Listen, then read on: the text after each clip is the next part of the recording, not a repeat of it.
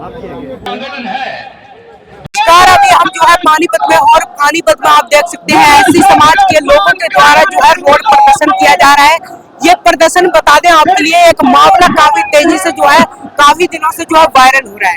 उसमें अमित शाह ने बताया था कि जो जय भीम का जो ट्रेंड चल रहा है, अगर इतना नाम भगवान का ले लेते तो स्वर्ग में पहुंच जाते। बता दें काफी जो है ऐसे समाज के जो लोग हैं उन्होंने भी अपने विचार रखे, उन्होंने क्या कुछ कहा, एक बार तस्वीर देखिए। साथी चैनल वाले, मीडिया वाले आए हैं, सभी का मैं यहाँ पहुँचने पर धन्यवाद करता हूँ। मैं फूल कुमार नंबरदार, जिला अध्यक्ष बहुजन समाज पार्टी।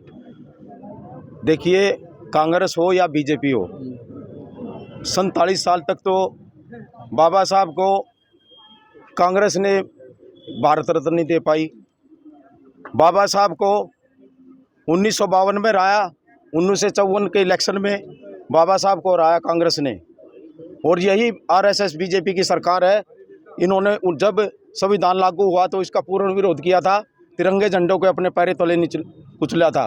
ये वही मानसिकता अमित शाह ने अपनी लोकसभा के अंदर दिखा दी है कि अम्बेडकर अम्बेडकर अम्बेडकर अम्बेडकर लाखों दलितों, करोड़ों मुस्लिमों, महिलाओं के आइकॉन हैं। वर्ल्ड में सबसे ज़्यादा अगर किसी व्यक्ति को जाना जाता है तो परम पूज्य बाबा साहब भीमराव अम्बेडकर है। तो अमित शाह से हम आज पहली बार आए हैं।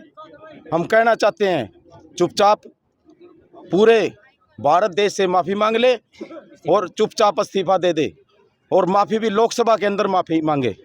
ये सरकार सभी के विरोधी है। ये सरकार, इस सरकार ने जितने भी मेरे जनरल कास्ट के गरीब आदमी है, बैकवर्ड भाई है, या एससी के लोग हैं, आपके अल्पसंख्यक लोग हैं, किसका भला किया है? सिर्फ ये अडानी अंबानी की सरकार है और उन्हीं के इशारे पे सारा का सारा काम कर रही है। तो मैं आप मीडिया वालों के माध्यम से पूरे देश को कहना चाहता हूँ कि सारे के सारे साथी एकजुट होकर के इसका विरोध करें, क्योंकि लोकसभा के अंदर जिस अशोभनीय भाषा से, अमर्यादित भाषा से हमारे परम पूज्य बाबा साहब भीमराव अम्बेडकर के बारे में जो बोला गया है, उसका सारा का सारा देश विरोध करेगा। और आज पहली बार, ये तो टेलर है हमारा।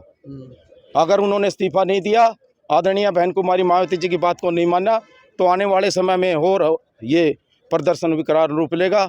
और आदरणीय बहन कुमारी मायावती जी जैसा भी आदेश करेगी, इस देश के दलितों को, मुस्लिमों को, जनरल समाज के 36 बरादरी के जो लोग हैं, दोबारा से फिर सड़कों पे आएंगे अगर अमित शाह जी ने इस्तीफा नहीं दिया तो। बीजेपी के नेता ये बोल रहे हैं कि बीजेपी तो बाबा साहेब की बहुत बड़ी समर्थक है, भारत रत्न के लिए उन्होंने वो किया, और दिल्ली के अंदर जहाँ जगह नहीं, वहाँ पर बाबा साहेब की लाइब्रेरी और कई एकड़ में उसको जगह सबसे पहले बीजेपी भारतीय जनता पार्टी ने दी। मैं एक बात आप मीडिया के माध्यम से कहना चाहता हूँ इस देश के लोगों को, 1990 के अंदर 1989 के अंदर जब बहुजन समाज पार्टी के 3 MP जीत के आए थे, उसमें आदरणीय बहन कुमारी मायावती जी भी थी और माननीय प्रधानमंत्री VP सिंह सरकार आई थी, और जो कि बीजेपी के समर्थन से और इनसे चली हुई थी।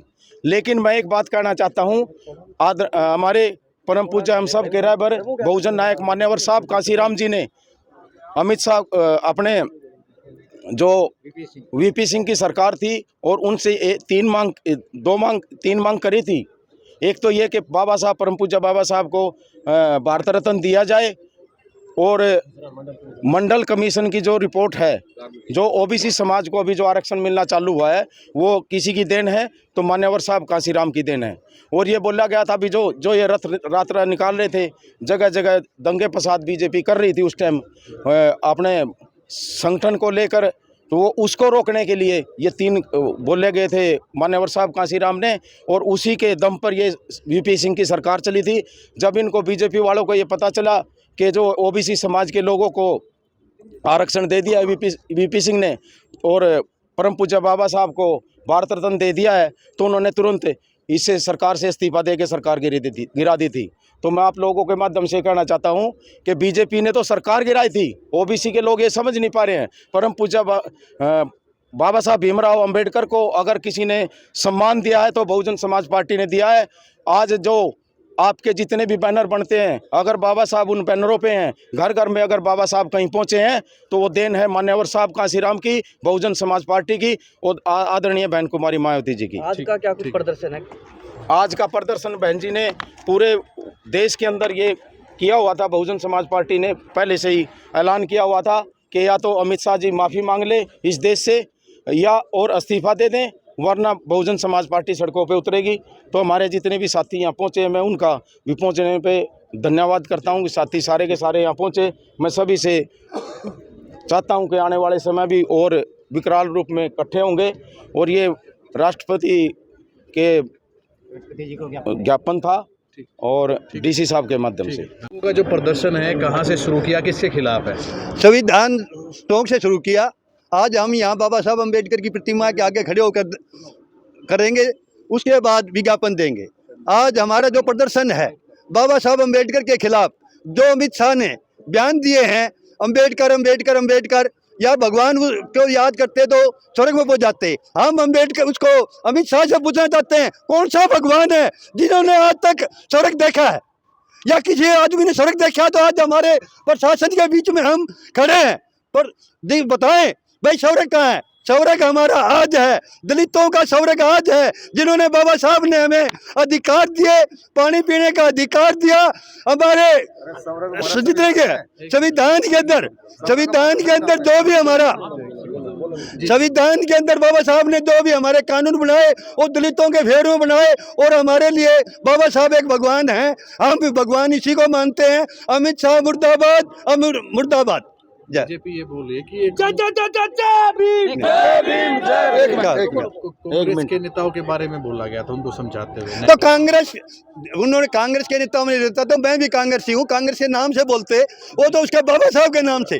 बाबा साहब, मैं कांग्रेसी हूँ, कांग्रेस के विरोध में कांग्रेसी होता था। उन्होंने राहुल गांधी के या कि सोनिया गांधी के नाम लेकर भाई ये लोग कर रहे हैं, हमारे दलितों का नाम सुने तो एक यह भी फैशन होगा।